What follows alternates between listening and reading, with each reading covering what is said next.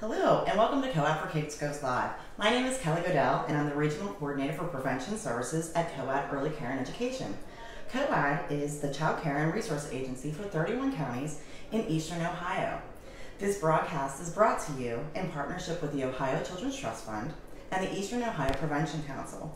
Both organizations are seeking to provide child abuse and prevention and neglect prevention services in Belmont, Carroll, Coshocton, Guernsey, Harrison, Jefferson, Monroe, Muskegum, Noble, and Tuscarawas counties. Thank you for joining us today.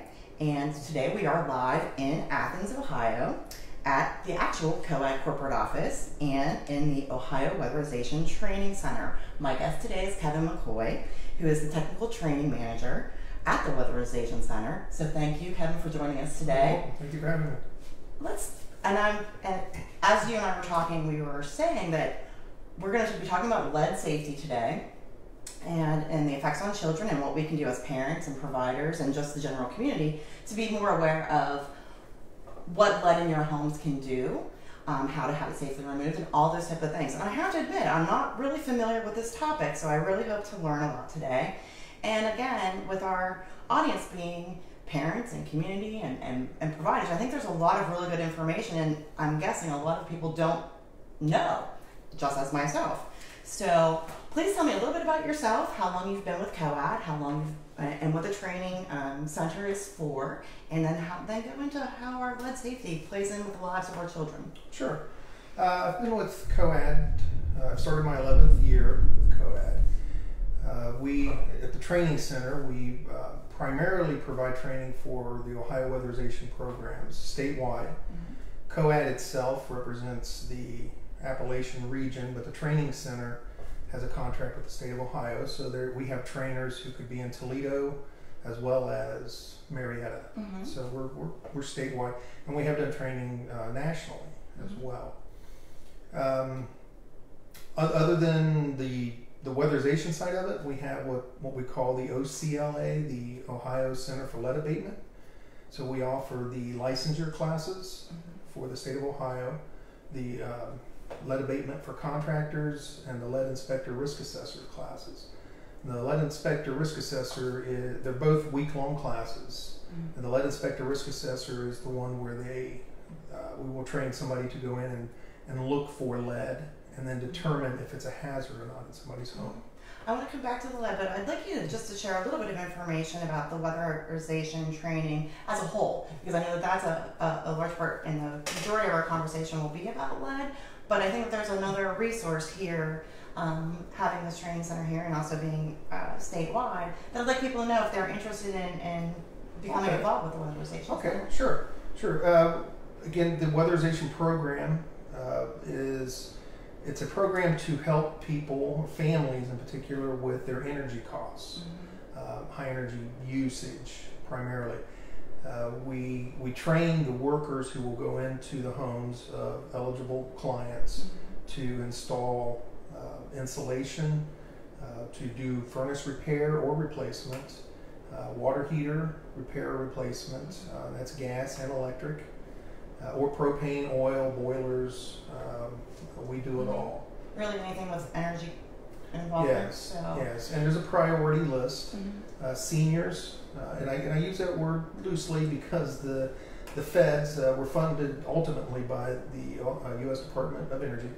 They say 60 years of age and older. They have priorities, and then families with children, then disabled, and so forth. So there is a priority list, and there's an income eligibility. That was my next question: is there an income eligibility? And it's based on how many are in the household. So if someone was interested in accessing that or finding out if they're eligible, do they contact Co-Ed? Do they contact their county offices? How do they access services when it comes to weatherization? Yes, if they live in the Appalachian region of Ohio, they can certainly contact us at Co-Ed, and we'll steer them in the right direction. Or they could go to, if they just searched Weatherization Ohio, that will take them to the Office of Developmental Services, ODSA, and it's a very busy website. So I always suggest you say Weatherization, and it'll take you there, and then it'll have a list of weatherization programs in the state, because we have, like in our area here in Athens, we have one agency that represents 3 counties. So somebody who is looking for weatherization may have to. They'll be able to find a regional or a Yes. more local direct contact from that point. Okay, Yes. that's perfect because as we are trying to build supports, community supports for families and children, knowing about this and this aspect of some support out there for them when it comes to their energy costs, especially if they're low income and if they're struggling in other areas, and this could really positively impact what their financial situation looks like. Yes, and there's another program a lot of these agencies have along with weatherization. It's a housing rehab program, and that's where our lead training comes in. But they will go in and do roof repairs. We're not allowed to do it. The Department of Energy does not fund full roof repairs. We can do, or replacement, I'm sorry, we can do some minor repairs. But the housing rehab program, they could go in and rewire a house. They want to make the house safe. And part of the safety could be a lead issue. But and it's the same criteria as far as eligibility. Yes. Okay. Well, getting back to our lead, I know that we have talked about it, and primarily we're working with young children and the importance of having a lead-free environment for them. So could you talk a little bit about lead abatement, and then also share some of your experiences of how you know why it's so important that lead be removed from places that children are residing or playing? Yeah, sure. The lead law itself, and we call it, there are various components and oversight, if you will. The state of Ohio has an administrative code over lead, so the state of Ohio has specific laws. In 2010, the federal EPA, their law was kicked in. It didn't start in 2010. It actually goes all the way back to 1992. But it was fully up and running in 2010, and it's we call it the RRP, EPA's RRP, which is Renovation, Repair, and Painting. That stands for. And what it says is that any house built before 1978, if a contractor is doing work in that home, they have to work lead safe. That is the law. A lot of people don't know that. As you said that during the introduction, you're not very familiar with lead. And a lot of our contractors are unaware of that. But the EPA doesn't have necessarily a lot of sympathy for some. They do hand out citations if they find. But it's the reason for the rule is the danger. Lead is a known toxin. Even the Romans, going back to the ancient Romans, knew it was dangerous. So it's a known toxin, particularly for children. In Ohio, our administrative codes protect children from 6 months to 6 years of age as our primary age group. And it's because a few reasons, but one of them, part of the primary one, is because that's the age that they develop the most. And this is where we normally come in and we're like, okay, we're looking at developmental delays, we're looking at just really knowing how children develop, how their brains develop, how they're physically, how their motor skills. And so that's a window of time that we in the early care and education field talk about, and that's our, of course, early care and education. That's our primary focus, which makes this so important that we're learning about from your perspective why it's so important. And yes, when we train contractors, they're unaware of this rule many times, and then they come in and some of them have it has a stigma on it, well, it's lead, do we even have lead anymore? And it's like, well, it's in the underlying coats of paint. And that's what I normally would think of too, as like lead-based paint, which we know hasn't really been on the market for since a number 1978 of years, but just because it hasn't been sold since 1978 doesn't mean it's still not on the house. And it only takes a little bit of sanding to get to the lead, because if you think about how thin a layer of paint is, so there could be 5, 6, 7 coats of latex paint over top of the lead paint, but a couple good swipes with sandpaper and you're into it. And then, so I guess it would become airborne at that point? Yes, and it settles. The largest accumulation typically in a home inside the home is in lead dust. That's another stigma. People think it's paint chips. We don't want kids eating paint chips. Well, we don't. Well, we don't. But the largest cause of lead poisoning and just lead exposure, even with adults, is the dust. And it's on the floor is the largest accumulation. So I'm thinking that with 1978 being our cutoff time, that there's a lot of houses in the Appalachian area, and when we look at our region, that there's probably a lot of homes that were built prior to 1978. Yes, the government, the federal government, as far as the EPA and HUD, they estimate 38 million homes nationwide before 1978. And before 1960, they estimate almost 9 out of 10 homes had lead-based paint. And when I say lead-based paint, of course I mean paint, but also it could be in varnishes, shellacs, so the hardwood floors, the railings, anything like a chewable object for children. That's one of our concerns. The floor, again, is the largest horizontal surface in any home, so that's where usually the most lead accumulates. So when I'm training our contractors, one of their questions is why 6 months? Why not, day of birth? And that's a good question, but it's what we're concerned about is when a child starts to become mobile. So where do they spend most of their time? 6 months, they may not be crawling around much, but families, myself included, we typically would maybe lay out a blanket, even if it's in a living room setting, but we put them on the floor. I have a 5-year-old grandson. Up until just recently, he spent a lot of his time on the floor, playing with his cars and trucks. So they develop the most, as you know, from those ages, but also how they play, how they interact with each other. He was on the floor a lot. I have an 8-year-old granddaughter who, at about age 4 or 5, she wasn't on the floor much. She was playing differently. Up and mobile. Yeah. So whenever you're looking at a home, so for homeowners, or as I mentioned, child care centers, or really any of our audience, if they have concerns and they're not positive, and their house was perhaps before 78 or perhaps even newer, but what are they looking for? How do you know? If if lead is present, I guess well, we assume the Department of Energy, with our weatherization program, our crews have to work lead safe, and that rule's been around since the mid 2000s. We called it lead safe weatherization. Again, the RRP rule started in 2010, so we don't have to test for lead. We don't have to, but if we choose not to test, do a paint chip sample, then the law says that we have to assume. We can never assume no lead. So we can always assume there's lead, and when we do, we work a certain way. So I always advise homeowners that if you're having a contractor work on your home, ask them if they're RRP certified, because they should have 2 certifications with them at the job site. One is called a firm certification, and that's one for their company that gives them recognition by the federal EPA that they're aware of lead hazards and how to work with them. And then there's a personal certification. It's not like a license, but it's a certificate, and it can be a copy, it doesn't have to be original, but on that certificate should be their photo.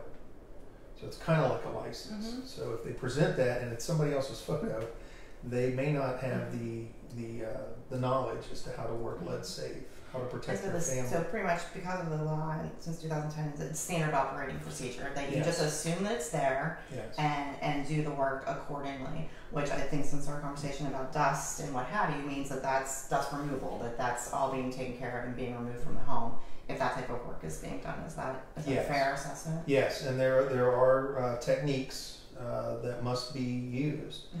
Before I forget, another stigma is a lot of folks think it's a low income or it's an income issue. It's not. The law is not either. It's any home built before. It could be the richest family in town. It could be the governor's mansion. If there's work, if it was pre-78, they have to work lead safe. And I think that's probably a good cutoff. That's a very 1978, before or after. It's just it is what it is, and it must be handled appropriately with that way.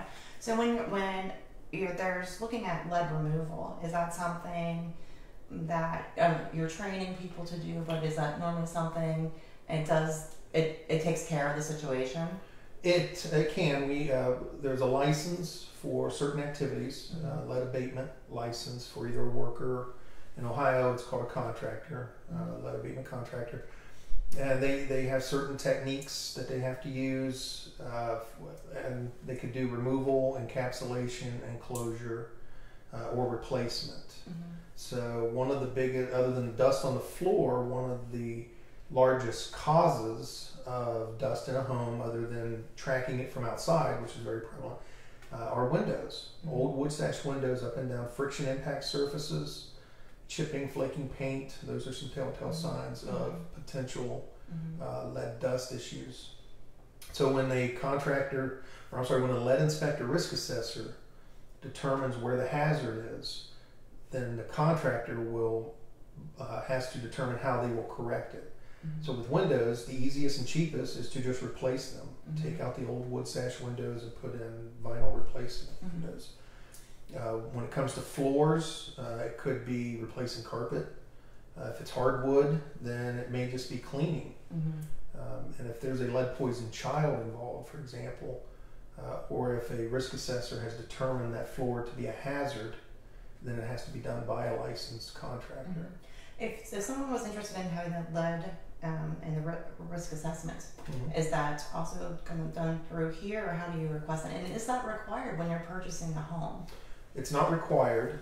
The city of Toledo made an attempt, a noble attempt, to require, they were calling it a risk assessment, but I wouldn't. It was just a dust, they were testing the dust on the floors in rentals pre-78. The city voted that down, I think, last week. They did away with that ordinance, which was too bad. But as far as somebody buying a home, it's not required. The home, the purchaser, they can have a risk assessor. They can request it. Yeah, and they'd have to pay for it, just like if they had a home inspection done, and then they can negotiate that with the homeowner if there are hazards found. And I'm just thinking, general public, if you're concerned about it being in your home, having that assessment, how does one access getting an assessment completed? They can contact the Ohio Department of Health and ask them for a list of risk assessors licensed, and they'll direct them to a website. They could go in there and get calls. I'm a licensed risk assessor. I don't do the inspections any longer, but I still occasionally get calls because somebody will have done that. They're just want the peace of mind Yes. of knowing that it's been. Yes. And the other way that we find out, unfortunately, about lead in the home is through blood lead level tests.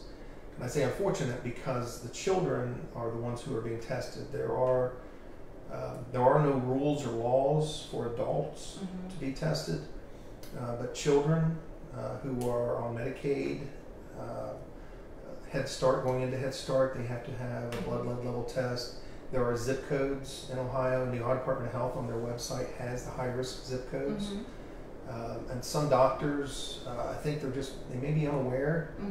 So when they go in for their 6-month and their checkups after they're born, they're supposed to have a blood lead level test. And unfortunately, they're kind of the canary in the coal mine.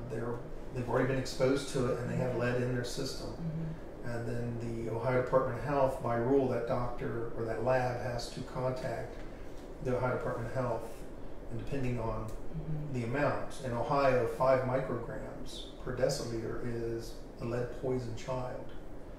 So yeah, it's not much, because it does not take much to damage a child.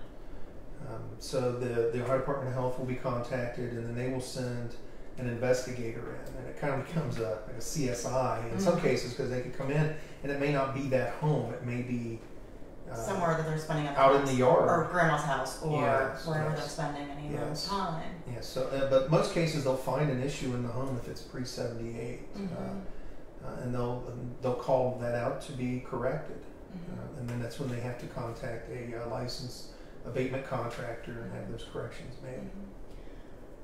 And I think just to kind of recap this, and it's just really interesting. As I said, I think I'm learning a lot about all of this, especially with parents and young children and childcare providers, where we're having them and we're creating these safe environments. I think I would be err on the side of caution with, whether it's having that blood level checked, as you're taking your child through their wellness checks as they're growing up.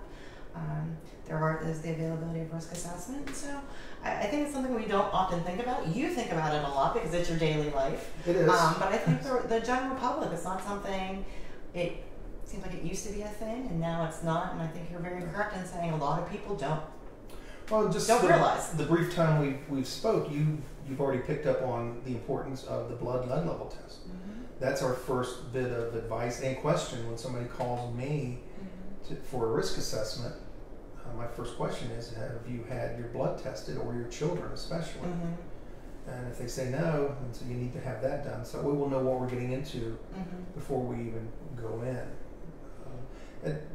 Other advice, if there is like 2 micrograms of lead in a child, present but not considered. Yeah, there's no safe amount. Okay. They put and that's also good to know. Yeah, they put a number on it, 5. Mm-hmm. The CDC did years ago. They said that was their level of concern, but there's no safe level. Mm-hmm. So if there's 1, 2, 3 micrograms per deciliter, there are some educational information from the Ohio Department of Health and from the EPA on their websites. Mm-hmm. One of the basic ones is that the health departments in the state of Ohio, they all have a HEPA vacuum loaner program, and a HEPA vacuum cleaner is the best way to clean lead dust. It's the most effective, and they have a loaner program. Somebody could go in, and it's not based on income. Kind of a first come first serve. You go in, you can sign it out for multiple days because the homeowner may be doing a deep clean on their home. And we look for, as a risk assessor, we look for what we call dust reservoirs. So we advise the homeowners, make sure you clean or replace your mini blinds, dust around the windows, what do you think of that? your That's curtains. It's not a horizontal surface, but at some point that dust could be on the floor or just somewhere that a child could get into. Well, thank you, Kevin. This has been just very informative. What I will do